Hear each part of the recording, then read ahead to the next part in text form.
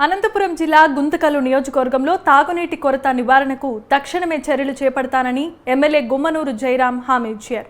నియోజకవర్గంలో అనేక గ్రామాల్లో మున్సిపాలిటీలో తాగునీటి కొరత కారణంగా ప్రజలు తీవ్రమైన ఇబ్బందులకు గురవుతున్నారన్నారు. అధికారులతో చర్చించి తక్షణమే చర్యలు చేపడతామని ఆయన హామీ ఇచ్చారు.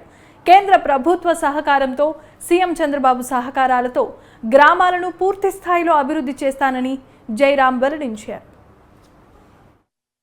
కులాలు అన్ని మతస్థులు అన్ని ప్రజలు కూడా దాన్ని ప్రేమించి దాన్ని ఆదరించి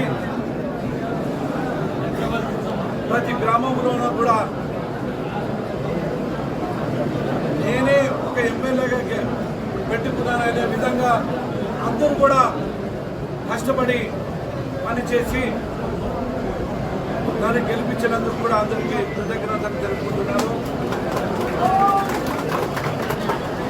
గుంతకల్లు నియోజకవర్గమైన ప్రతి అక్క చెల్లమ్మ కానీ, ప్రతి అన్న తమ్ముడు కానీ, ప్రతి అవ్వతాత కానీ వాళ్ళు ఏ నమ్మకం పెట్టుకొని నన్ను ఆదరించారో ఆ నమ్మకాన్ని ఖచ్చితంగా శిరస్సు వంచి సేవ ఒక ఎమ్మెల్యే కాకుండా ఒక సైనికుడిగా పనిచేస్తానని చెప్పి